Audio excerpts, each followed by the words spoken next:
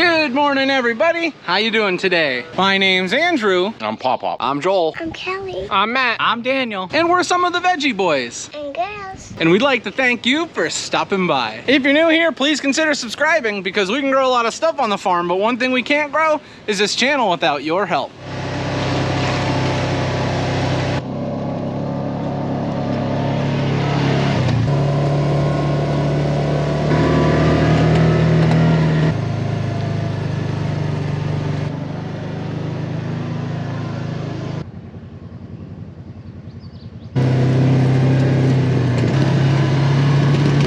Do I see what I think I see? Look at that, we've got potatoes sprouting out of the soil. Ooh, what a good sign.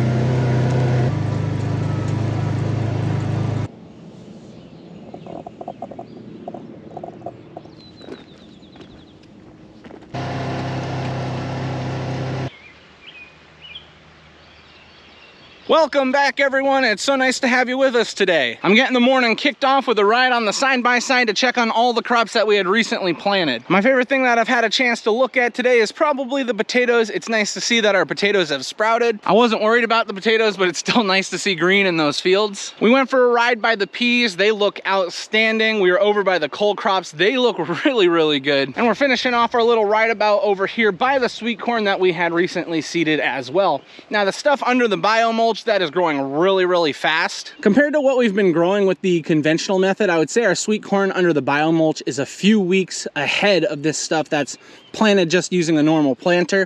Now, we still have really nice sweet corn, and that's such a major bonus. The only thing is this sweet corn is gonna be ready a few weeks later, which is normally perfectly fine. However, we're shooting to have sweet corn by a very special date, a date in this local area where everybody wants sweet corn. And truth be told, if we can make that happen, it's gonna be very, very good business for the farm. I couldn't think of a better way to kick off the day. I now know that the crops have been growing really, really well. And you know what, these fields, they are a little on the wet side. We're gonna try and get some ground worked up today. We have the goal of trying to get some mulch into the ground by the end of the week. It's similar to this biomulch. Its main ingredient is cornstarch, but the other mulch that we're gonna be using, it's a black mulch. So, you know, it's more beneficial for the other crops that we're gonna use. And hopefully we can get it in by the end of the week. Hopefully. Before we can worry about all that stuff though, I do need to get heading home and get the animals taken care of.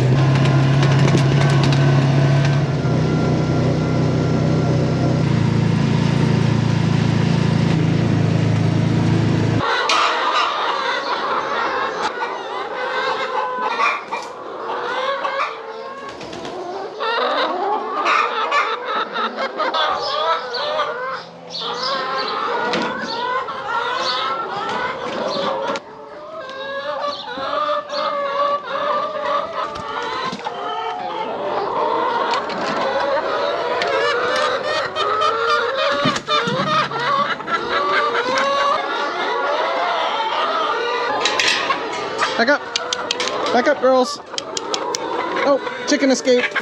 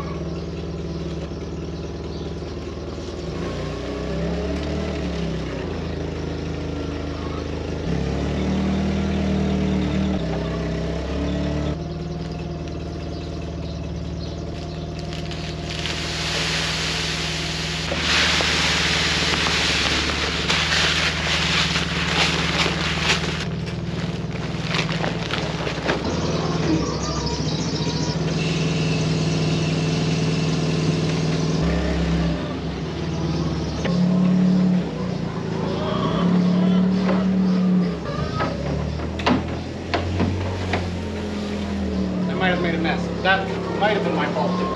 Oh, baby.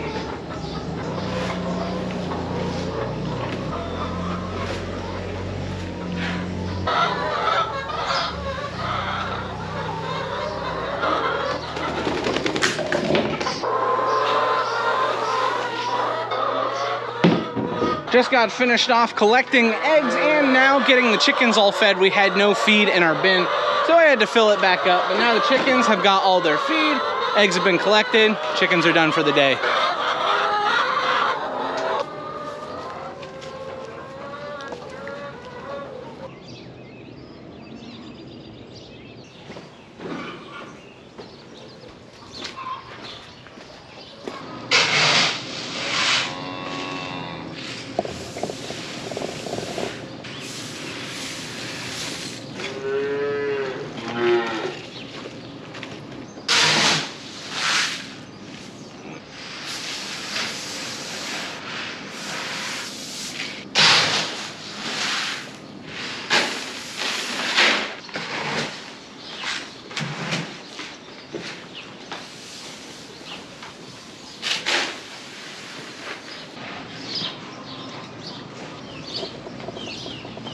Cattle are now all fed. The only thing is all the cattle aren't home. A lot of the smaller cattle are home, so I went over here to the hill to try and see where the larger ones are. They're either over on the other side behind the trees, or they're down in the hollow by the creek, so I can't find them right now. I know they're there though, because if they weren't there, someone would be calling us, and then we'd have a problem on our hands. Now that the animals are all taken care of, I'm gonna go for a walk through the greenhouses. I don't think anything really needs to be watered right now. Daniel and Matthew were pulling some plants out and taking it up top. The only stuff that really doesn't move in these greenhouses is everything that we've planted for ourselves, and this whole middle section of pallets. This is filled with stuff that we're eventually going to be planting out in the field. Every single day I walk in here, it gets more and more impressive. These plants grow a little bit more, and we end up putting more stuff in here. It's super enjoyable to see all your hard work paying off and see these plants that soon are going to be out into the field. And that's why it's so important that we get our ground worked up. Some of you that have been watching for a while probably realize how empty this greenhouse is getting. It's wild to me too. This was something that I wanted to touch on a little more specifically while I was down here. What we have in front of us is all our watermelon, cantaloupe, and honeydew that has been seeded. So the exciting stuff about this is we normally don't plant this much of the watermelon, honeydew, and cantaloupe. We have some sugar babies in here as well. However, we're changing it up this year. We had great success last year, and we're hoping to build off that success. It was nice having the watermelons, not only for ourselves, but for the customers. The only thing we don't have is seedless watermelons. The seeds are very, very expensive for those, and we're trying to get better at growing watermelons before we start really purchasing them again. We used to have seedless watermelons in the past, but after years and years of having no success and just losing money on it, we decided to stop. But maybe in the near future, we'll get back into it. A few extra spots in greenhouse number 6 that are a little dry. Might have to do some spot watering.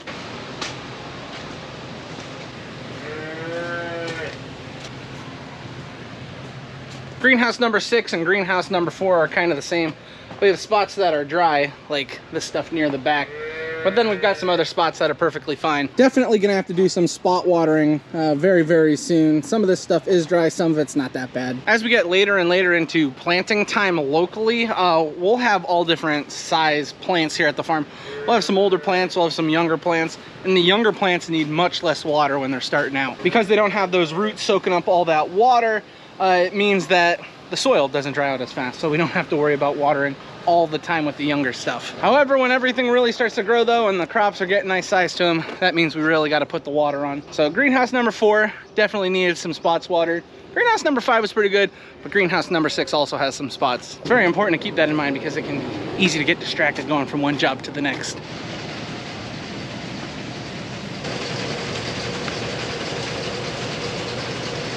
Bonnie is in here cleaning up geranium. She's doing it for a multiple of reasons. The number one important reason though is just cleaning them up, making them look nice, right?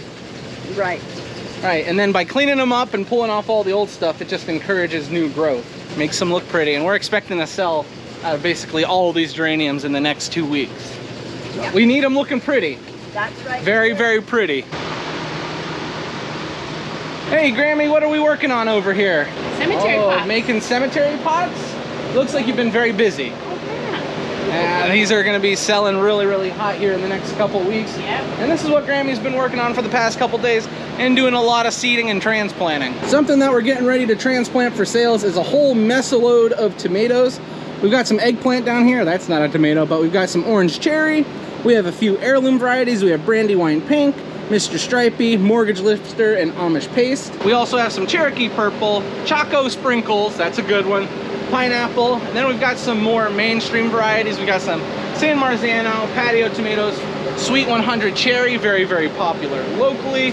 We have Biltmore and Primo Red. And over here we have even more. We have Jetstar, Supersonic, Early Girl, Rutgers, Sweet Million, Yellow Cherry, Goliath Tomatoes, and some Tomatillos. And then lastly, and certainly not least, we have some basil here. 2 whole flats of basil. I did almost forget about the Red Deuce and the Big Boy tomatoes, but they were not near the other tomatoes. The thing that's very impressive about all these tomatoes is they're all gonna be for sales. It never goes away. You're always transplanting here on the farm. You're always putting one plant into another pot.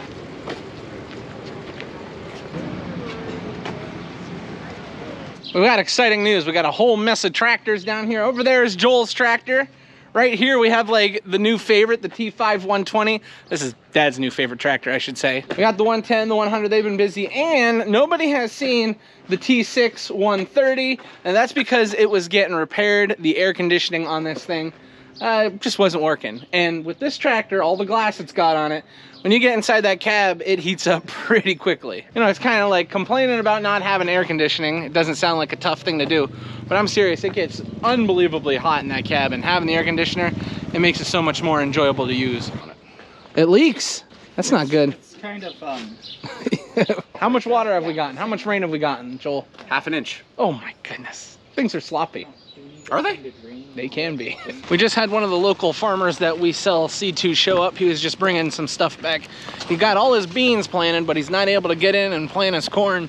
It's been too wet for them, which is kind of like what we're dealing with, just backwards. It was pretty interesting. We had quite the panic locally. A lot of people have picked up their plants already, but then we had forecasted temperatures dropping down into the 30s, which can scare you if you've got stuff planted. A lot of the local customers that already picked up vegetable plants, they picked up flowers, they were concerned, asking us a whole bunch of questions. Thankfully, temperatures have shot up a little bit. I guess it's not gonna get as low as it was previously, so that saved a lot of people some headaches. I'm about to head down to the lower greenhouses and do some spot watering, but I felt like before I did that, I just wanted to check on stuff in the germination greenhouse. We've got a whole lot of stuff here that we had seeded not that long ago. Right in front of me is a lot of peppers and some tomatoes. But the number one thing that I'm impressed with is these hot cherry peppers down here, but also these hot wax and these sweet banana peppers. We open seeded these into a tray, and germination rates on them have been very, very incredible. Because it's cloudy, it's not too hot in here as of right now, but our temperature is sitting about 84, 85 degrees. It's perfect for growing seeds, but it's not fun to hang out in.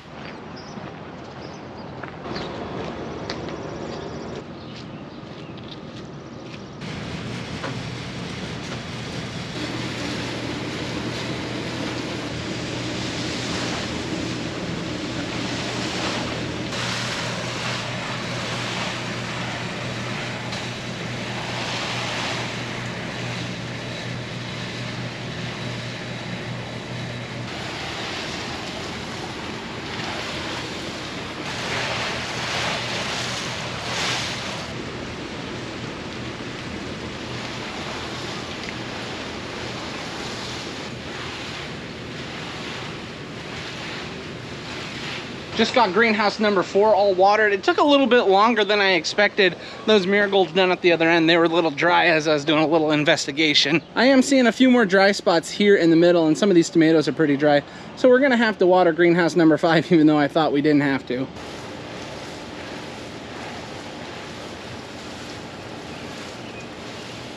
Greenhouse number 5, now all watered. Took a little bit longer than expected. The sun is out. Things are drying out much quicker than I thought they were.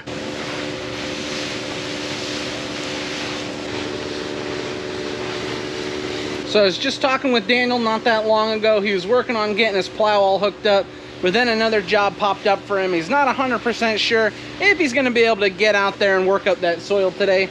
It's kind of a bummer. We'd like to get that plastic mulch put into the soil. You know, the number one thing that we have to look forward to is getting all our crops planted, and we can't really do that if we don't have the proper tools in the ground. Now, the reason why the plastic or the biomulch is so important for us, one, it heats up the bed, so it gives our plants a better opportunity to grow. But another thing that happens is we will run a drip line under the mulch, and then we're able to irrigate when, for example, like last year, we had a certain amount of time where we didn't receive any rain, and the only way some crops survived was because of irrigation. So today we're all working on different things. Matthew, for the past 2 weeks, he's been kind of stuck here at the farm. You know, myself, Dad, and Daniel, we've been able to go out and do some planting. We've been able to work up some ground. But Matthew is the one that kind of spearheads everything here back at the farm. So if you come to the farm market around this time of the year, you usually run into him. He's been helping out customers, making sure things are filled up. We do our best to help him out. But as you can imagine, there's so many different jobs here on the farm. We're all just bouncing around from one thing to the other. Probably the most important thing to keep in mind is that this does not last forever. I mean, that's what I always tell myself, because there does come a time where I get tired of watering, I get tired of, you know, working with the plants. But soon, and I say very soon, once we're all finished with this job, we move out to the fields a little bit more. And being out to the fields is probably where I enjoy being the most. Once we get everything planted, all we really need to worry about is cultivating and making sure we don't run into any disease problems. Once those two things are accomplished, we will then be out in full force harvesting. Very, very shortly, we're gonna start harvesting peas. I mean, we were out looking at the peas this morning. They don't look like anything too spectacular, but for this time of the year, things are really gonna start growing. The only thing I'll say about the peas is when I was out there, I did notice we had quite a few deer tracks going through our field. I didn't find any spots where the deer were munching on the peas, but I didn't look for that long either. That's another thing we have to think about. There's always a certain percentage of damage or loss when it comes to animals. I mean, we don't like to have that, but there's not too much you can do about it. You're not going to be able to stay out in the fields every day. You're not going to be able to fence your whole property. So we understand there's going to be a decent amount of loss, but those are two things we don't like to deal with. We don't like dealing with loss from animal damage. We don't like dealing with loss from disease. So anything we can do within reason to keep those to a minimum, we're going to do it. One of the reasons why I'm talking all about this is to give you an idea of what our customers are doing here locally. You can see these cole crops that I'm watering right now. So cole crops are like broccoli, cabbage, kohlrabi, cauliflower, things like that. The cole crops in front of me, they're a little larger, but we've already got our next planting of cole crops seeded. Now these cole crops aren't for us, they are for the people in the local area. If anybody wants to do some planting, they'll be able to pick these up and take them home. But the important thing is we always encourage people to do multiple plantings. And because we've started that, encouraging people to do multiple plantings, we've had to plant more. Some people get a little confused why we raise so many vegetable plants. They think it's kind of counterintuitive. You know, our business is to harvest different types of vegetables and sell it to the people in the local area. You know, but not everybody has the opportunity to grow their own food. If you do have the opportunity, I would say do it. And if you need a little extra, we can supplement you. That's one of my favorite things to do, pick veggies and just hear people enjoy the veggies. I've had a lot of local people mention how great the plants have looked this year. I think we did a really nice job at taking care of what's in front of us. And what the number one thing, and I'd say it's like the biggest compliment we get, is when people pick up plants from the farm, they always talk about how great they grow at their home. And yeah, I would have to say that's probably the best compliment, because when someone says they got plants from somewhere else last year and then they picked them up from us and they're growing so much better, I don't know what we do different, but it still brings a big smile to my face, and it definitely makes Dad happy. There's a lot that goes into this type of job, and at this point in the year, there's so many different things to think about. When you're watering here, that's one of the things I like to do. Just think about all the other jobs I could be doing. And one of the things I have to remember, even though there's so much stuff I'd like to do instead of this, this is still a very important job. And like I said, we're almost finished with it for the year. We've got a few more weeks of watering, and then we'll be moving on to bigger and better jobs.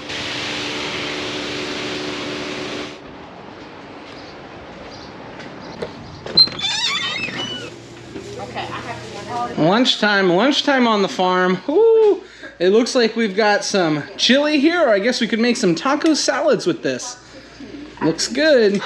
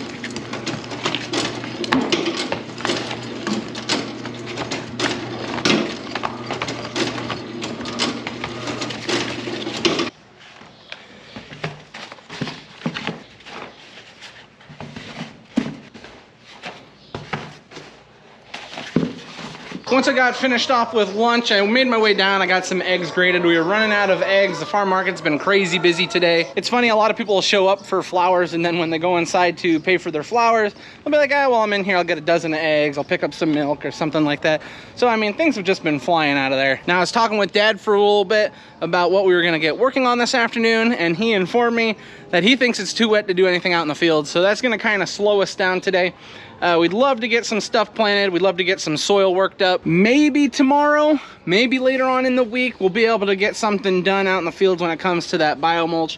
But as of right now, it's gonna be working here at the farm market, helping customers out, moving things around, and doing whatever I can.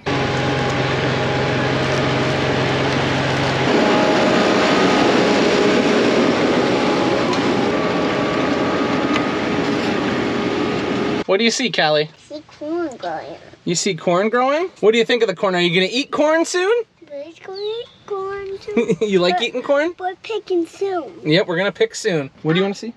I think I want to see carrots.